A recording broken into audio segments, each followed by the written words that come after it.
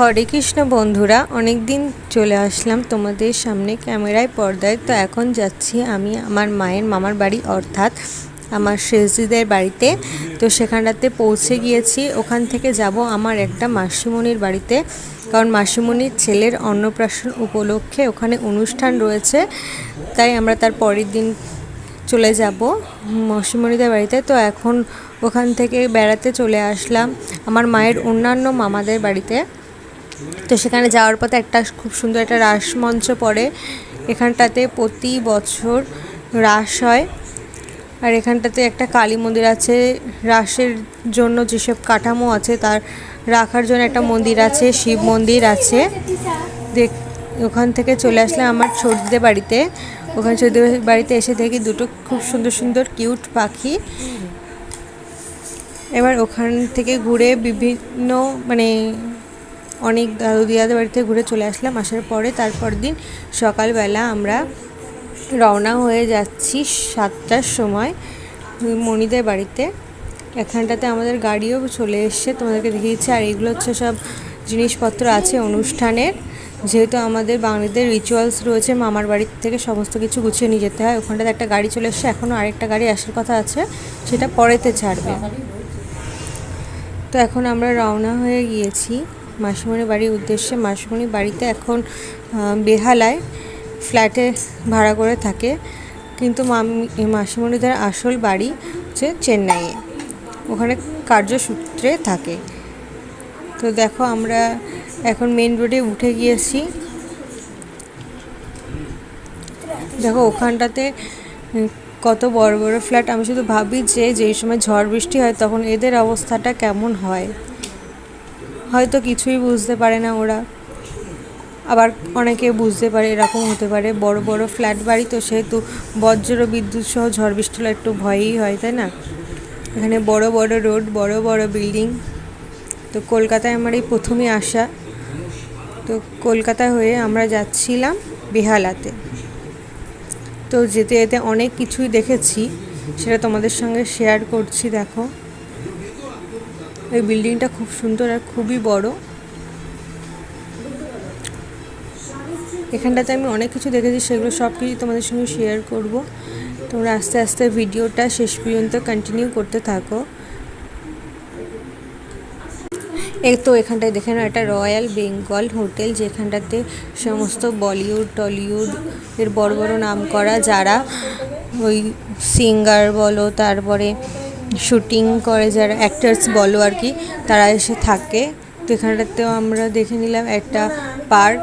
এটা কি পার্ক সেটা তোমরা যদি বুঝে থাকো তাহলে আমাকে অবশ্যই জানিও। আর এই রয়্যাল বেঙ্গল হোটেলের সামনে দেখো কত সুন্দর একটা ডিজাইন মতন। ওখানটাতে কি আছে অ্যাকচুয়ালি আমি জানি না, বাট তোমরা যদি কেউ জেনে থাকো এমন কেউ, তা আমাকে একটু বলো অবশ্যই। এখানটাতে ব্রিজ রয়েছে তো ভালোভাবে বোঝাও যাচ্ছিল না জিনিসটা কি। আবার ওই সাইডে একটা পার্কও আছে, দেখে না ওই পার্কটা কি সেটা তোমরা যদি জানো তাহলে আমাকে অবশ্যই জানিও। দেখো দূরে থেকে কত সুন্দর লাগছে ওই রয়্যাল বেঙ্গল হোটেলটাকে।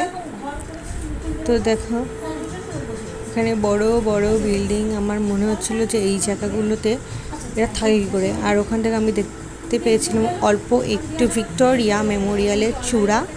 ওর সামনে থেকে কাইন্ডলি আমি ভিডিওটা শ্যুট করতে পারিনি, তার জন্য আমি ক্ষমা প্রার্থী। বাট আমি ওটাকে ভালোভাবে দেখেছিলাম আসার সময়, যাওয়ার সময় দেখতে পাইনি। তো যাওয়ার সময় দেখলাম প্রচুর জ্যাম, যেহেতু এটা স্কুল টাইম অফিস টাইম যাই বলো। এখানটাতে দেখতে পেলাম ট্যাক্সাল, যেখানটায় টাকা তৈরি হয়। তো ট্যাক্সালটা আমি দেখে শুধু ভাবছি যে এখানটাতে কতটা যে টাকা তৈরি হয়, সেসব টাকাগুলো যায় কোথায়। দুনিয়ায় মানুষের টাকা নেই বলে, কিন্তু যাচ্ছে কোথায় সেসব টাকাগুলো ট্যাক্সালের। তারপরে ওখানে আমরা দেখতে দেখতে পৌঁছে গেলাম মাসিমণিদের বাড়িতে। সে মাসিমণিদের বাড়িতে পৌঁছিয়ে দেখো ভাইকে নিয়ে চলে যাচ্ছি যেখানটাতে ওর অন্নপ্রাশনের অনুষ্ঠানটা হবে। সেখানটাতে ভাই ছিল ওই গাড়িটার মধ্যে, যেহেতু রোদ লাগবে তাই ওই ক্যাপটা পুরো লাগিয়ে দেওয়া হয়েছিল। এখানটাতে এসে তোমাদেরকে ভাইকে দেখিয়ে দিচ্ছে, এখানটাতে পুজো শুরু হয়ে গিয়েছিল অন্নপ্রাশনের জন্য। তো এখানে দেখো ভাইটা কত কিউট, একটু কাঁদে না, সবার কোলে গিয়ে ফটো তুলছিল। এই হচ্ছে আমার মেসোমশাই, যে চেন্নাইয়ে থাকে। তো ওপরে দেখো কত সুন্দর ডেকোরেশন, ভালোই লাগছিলো ডেকোরেশনটা মোটামুটি, যেহেতু বড়লোকই ব্যাপার স্যাপার একটা আছে। তো এখানটাতে ক্যামেরাম্যানও ছিল, আর ওই সাইডে ছিল বসে খাওয়ার জন্য জায়গা। দেখো ডেকোরেশন তোমাকে দেখালাম। আর ওখানে দেখছিলাম যে বারবার করে হেলিকপ্টার রাউন্ড দিচ্ছিলো। এখানটাতে এসে আমরা কিছু ফটোশ্যুট করলাম, খুব সুন্দর জায়গা। এখানে ভিআইপি জোন তো যেহেতু, তবুও দেখা যাচ্ছে বাচ্চাদের জন্য সমস্ত ব্যবস্থাই রয়েছে এখানটাতে। তারপর ইতিমধ্যে এখানটাতে শুরু হয়ে গিয়েছিল অনুষ্ঠান, ভাইকে স্নান করানো হচ্ছিল। দেখো ওটা হচ্ছে ভাই ঠাকুমা, আর এই সাইডে বসে রয়েছে আমার মাসিমণি। তারপরে স্নান করানোর পরে তার মুখে ভাত হলো। এই হচ্ছে ওদের অল টোটাল ফ্যামিলি, মামার কোলে বসিয়ে মানে তাকে প্রসাদ দিচ্ছে। এখানে ছিল বনু, এখানে শেষদি আছে, মণি আছে, মণির শাশুড়ি আছে, অনেকেই আছে ওখানটাতে। আর এইদিকে খেতে বসিয়ে দিয়েছিল, সবাই খাচ্ছিল। ওখানটায় দেখো সুইমিং পুলের ব্যবস্থা রয়েছে। ওখানে গিয়ে আমি শুনলাম যে একটা ফ্ল্যাটের নাকি দোতলায় রয়েছে জিম, আর তার পুরো ছাদের উপরে নাকি রয়েছে সুইমিং পুল। তো এখানে কি কোনো অসুবিধা হয় না সেটাই ভাবছি। দেখো এখানটাতে রয়েছে বিভিন্ন বাচ্চাদের খেলার জায়গা, মানে ভলিবল খেলতে পারে, ক্রিকেট খেলতে পারে, সমস্ত খেলার জায়গায় রয়েছে। জিমেরও ব্যবস্থা রয়েছে, প্রতিদিন তারা এখানে খেলা করে। আর এখানটাতে যে মেন গেট, যেখান থেকে আমরা ঢুকেছিলাম, ওখানটায় চেকিং করে তারপর ঢুকায়, যাতে তাকে ঢুকতে দেয় না। আর পাশে রয়েছে একটা দোকান, যাতে ওদের বাইরে না যেতে হয়। তারপরে আমরা সন্ধে হলে রওনা দিলাম বাড়ির পথে। দেখো এই ফ্ল্যাটগুলোতে আলো জ্বলছে। এখান থেকে আমরা গেট দিয়ে, মানে মেন গেট দিয়ে বাইরে বেরিয়ে আসলাম। এখন টিং করতে করতে বাড়িতে যাব।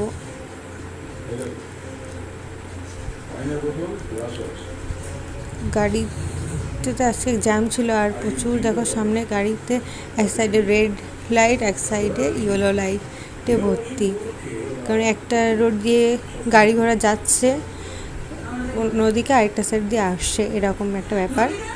তো সেই কারণে সামনের লাইটগুলো ইয়েলো আর পিছনের লাইটগুলো যেহেতু রেড, তাই এমন লাগছিল দেখতে। আর আমি এখানে ভাবছিলাম যে রোডগুলোতে প্রচুর লাইটের ব্যবস্থা রয়েছে, তা এত লাইটের কী জন্য দরকার? গ্রামের মানুষদের ওখানটাতে লাইট বারবার করেছে, মানে কারেন্ট বারবার করে চলে যায়, কিন্তু শহর এলাকায় দেখো এতটা কারেন্ট ওয়েস্ট করছে, তার জন্য ভুক্তভোগী কী হচ্ছে? সাধারণ মানুষরা। দেখো এখানে লাইটের পর লাইট, চারিদিকে লাইট। একটা গ্যাপ দিয়ে বসাতে পারে, তা না, দু সাইডে এই লাইটে একদম পুরো ভর্তি, জমজমাট শহর এলাকা। আর এখানটাতে একটা আমাদের লাইব্রেরি পড়লো রাস্তাতে।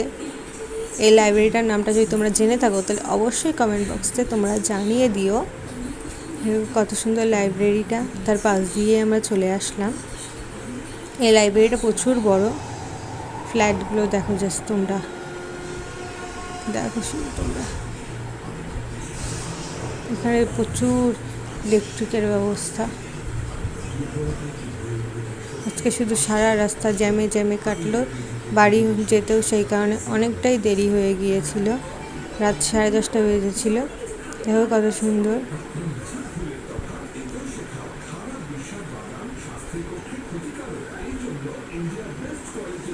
এটাও একটা জিনিস, সেটাও কী জিনিস তোমরাই জানাবে, আমি বলবো না কোনো কিছু।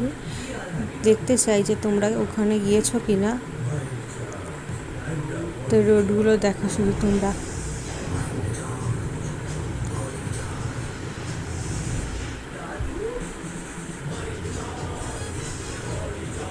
দেখো রয়্যাল বেঙ্গল হোটেলটাকে দূরের থেকে দেখা যাচ্ছিল রাত্রেবেলা, কতটা লাইট সেটা দেখো জোরটা। তবে আমি তোমাদেরকে কাছে গিয়ে দেখানোর চেষ্টা করবো ফোনে। দেখো দূরের থেকে দেখা যাচ্ছে কত সুন্দর লাগছে। আমার হাতটা কাঁপছিল, কারণ গাড়িটা এরকমভাবেই কাঁপছিল বলে আমি ভালোভাবে ভিডিওটা করতে পারিনি, তার জন্য সরি। দেখো ঠিকভাবে তোমাদেরকে দেখিয়ে দিলাম। কত সুন্দর লাগছে রয়্যাল বেঙ্গল হোটেল। দিনের বেলা রয়্যাল বেঙ্গল হোটেল আর রাত্রের বেলা রয়্যাল বেঙ্গল হোটেলের মধ্যে প্রচুর তফাৎ। তোমরা যেতে যেতে দেখতে পেলাম ইকো পার্ক, নিকো পার্ক, তারপরে আর অনেক পার্ক দেখতে পেলাম। যার এরিয়াগুলো প্রচুর বড় বড়। দেখো কাছের থেকে একটু তুলতে পেরেছি, ভালোভাবে ওঠেনি। দেখো তো তোমরা, আমি আবার দেখেছিলাম বিশ্ববাংলা যে হোটেলটা 3টে রাস্তার মোড়ে তৈরি হয়েছে, সেটাও দেখেছিলাম। খুব সুন্দর লাগছিল দেখতে, ওটা একদম পুরো গোল মতন করে হোটেল মতন। দেখো খুব সুন্দর, এটা যেহেতু ভিআইপিদের জন্য এই হোটেলটা, তো খুব সুন্দর লাগছিল। এখানে ভিআইপিদের জন্য যেহেতু, সেখানে এত অ্যাট্রাকটিভ করার জন্য রাত্রেবেলা ওটার অতটা লাইটিং দেওয়া। দেখো সারা রাস্তায় লাইটিং আর লাইটিং, আর তার মধ্যে গাড়ির এক সাইডে রেড লাইট, এক সাইডে ইয়েলো লাইটে ভর্তি পুরো। রাস্তায় আজকে প্রচুর জ্যাম ছিল, প্রচুর জ্যাম। তো সেই জ্যামের মধ্যে দিয়ে আমরা রীতিমতন এগিয়ে গেলাম। রাত্রেবেলা জানো তোমরা যে ওই ভিক্টোরিয়া মেমোরিয়ালটা প্রচুর সুন্দর লাগছিল। তারপরে ওইগুলো দেখতে দেখতে বাড়িতে আসলাম। আসার পথে খড়িবাড়ির চা, বিখ্যাত চা, তোমার সবাই কিছু জানো, সেটা খেয়ে বাড়ির পথে রওনা দিলাম।